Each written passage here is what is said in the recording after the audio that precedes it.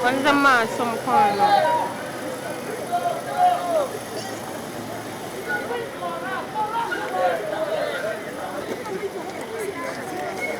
Just move behind. Move behind the door.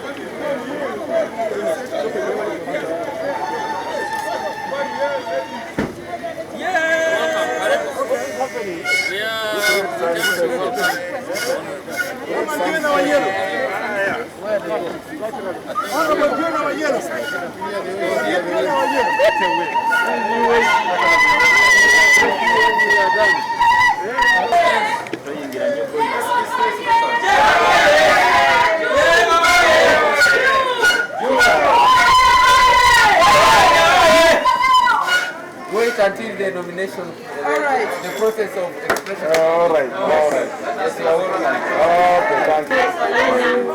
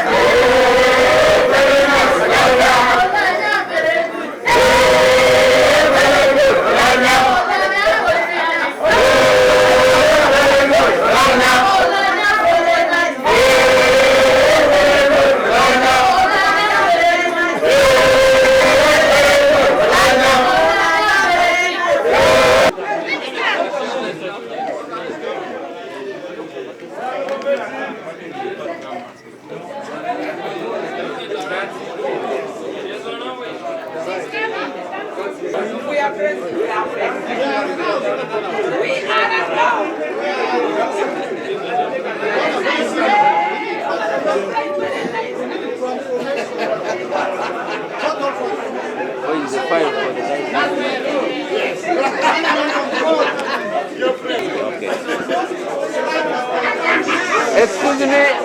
have taken. Yes, we are going there. This is the one we are. You take this.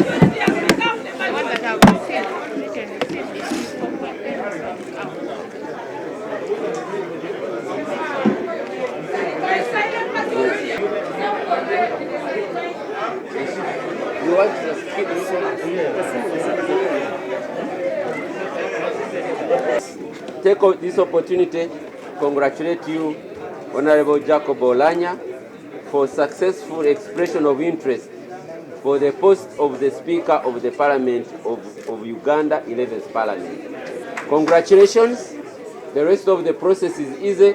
The guidelines are here. Whatever happened before nomination, expression of interest is not of our interest, but what will happen between now and when your elections take place is extremely very important. Read the guidelines and follow them to the dot. I know you will, because you have not violated many of them so far.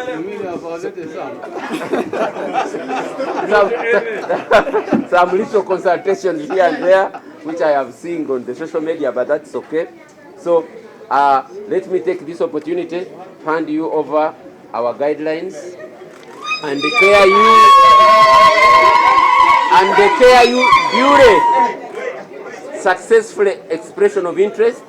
Tomorrow, the Central Executive Committee will sit to do the vetting, and on Sunday, the first caucus of the 11th Parliament will sit. I'm sure you have already received the notice, and they will carry out the election. So for us, we are ready as the Electoral Commission, depending on the outcome of SEC. Congratulations, and we wish you the best. That's all. You can go and address the press.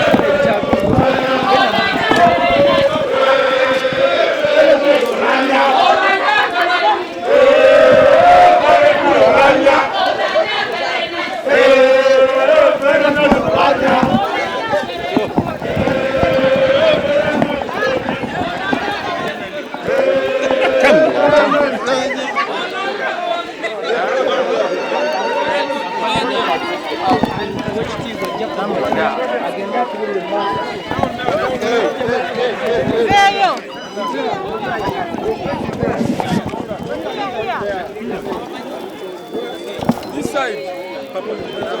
Please leave this place for him.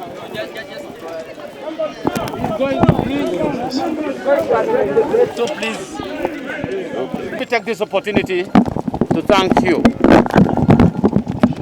for the journey you have made this far.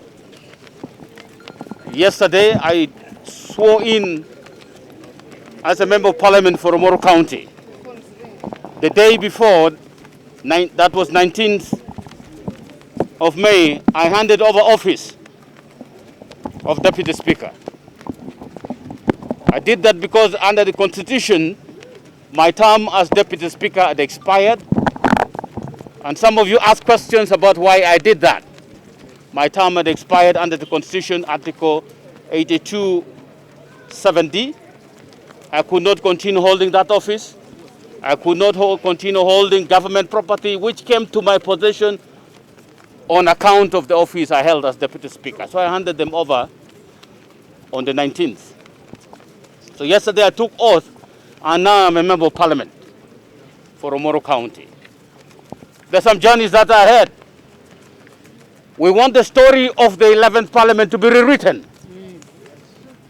We wanted the story of the 11th Parliament to be retold. Yes. We want children to sing praises about the Parliament of Uganda. Yes. That's what we want to achieve. The situation has not been good. The country has resented Parliament and its members. We want that to change. Yes. And that change must happen. Amen. That change must happen. It's important. We certainly do not want the next 5 years to be like the last 5 years of Parliament. We want to restore confidence of our people in the institution where they send their representatives in. We want that confidence restored. We want to build trust with the public. We want it to happen such that when you go to your constituency, people will stand and say, a member of Parliament has come, because the respect that we now deserve. Respect. We want to change the way we do things. We will do things in such a way that it endears members of Parliament to the public. How do we achieve this? We want to focus on their interests first. We want to focus on the national interest. We want to focus on the service delivery to them. We want to perfect those systems. And we want to engage in all those things that will help them in the socio-economic transformation of their lives. That is what we need to achieve. This Parliament has powers, so much power. It has so much independence to execute many things under the Constitution. There are things that it can do on its own, but most of the things it does is in collaboration with the executive. And we enhance this cooperation with the executive to make sure that service delivery to our people are done in a way that uplifts them. You may want to know, what happens from now? I've expressed interest. So anybody who was in doubt now knows. Yes. That this man standing here, Jacob Lokori OULANYAH, is going there. So that question is answered. So don't ask me again. We leave the processes to the Central Executive Committee, which will sit tomorrow. I trust in them. I respect them. I know that they do the best for the NRM and they do the best for this country. I have absolutely no doubt that whatever decision they'll come with tomorrow will be a fair decision.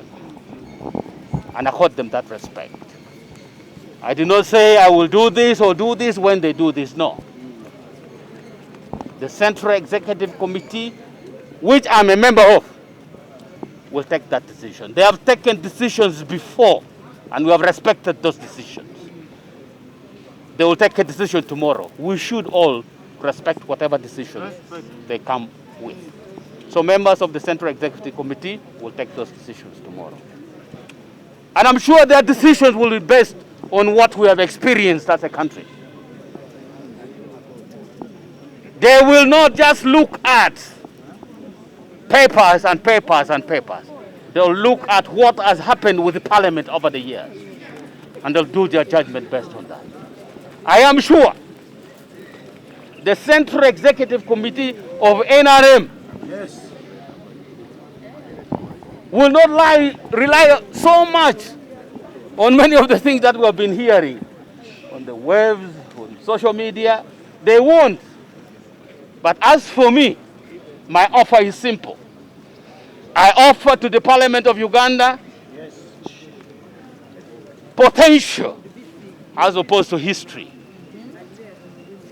So SEC will take a decision judging on history, yes, but what is the potential that comes on the table? The history we know. The potential we understand. Potential gives hope. And it is that hope that I'm sure will guide the Central Executive Committee to give a chance to this 11th Parliament to do better than it has done before. I have absolutely no doubt that is what will happen. But whatever will happen, we'll leave it to them. So, that is what we need to do. So if there are one or two questions, I'll answer them and then I go. The opinion polls have you in the lead. How does it make you feel to know that? No, in 2016, as you know, I expressed interest in this very place. And we were called to SEC. And we were actually interviewed. I was interviewed for office of speaker. When SEC sat after our interviews, they went to the meeting. And after that, we were all called, and I sat together with the former Speaker of Parliament. And they communicated, the chairman of the party communicated to us this. He said, we have taken the following decision, that we maintain status quo to allow the Right Honorable Rebecca Kadaga finish our 10 years just like our predecessor, because that's what she had requested. Tell them the truth. Tell them. True. So you, Jacob OULANYAH, you are still young. I was not young then, but I said so. Your time will come. So let the Right Honorable Kadaga finish our 10 years, then you come. And now I have come. I asked them, I say, I have not picked forms or expressed interest to be anything else but speaker. What is going to happen to all those who had expressed interest and vied for office of deputy speaker? What will happen to them? They say, we leave that to the party process. That's our internal administrative issues. We will handle them. When we left and went to caucus that same day in the afternoon, that is what was communicated to caucus. And the president said, we have ways of handling these things. We handle matters through discussions. I was not extremely comfortable, but I was bound by that decision and I respected it. But you all know what happened after that.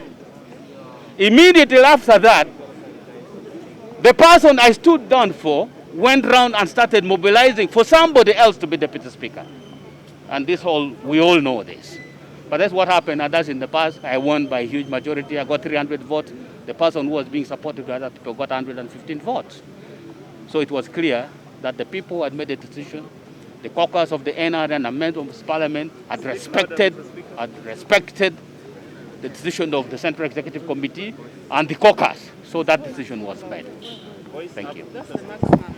Council, according to the numbers here, it's confirmed to us. You know, for me, I did not even know that these people were here. I did not even know that these people were here.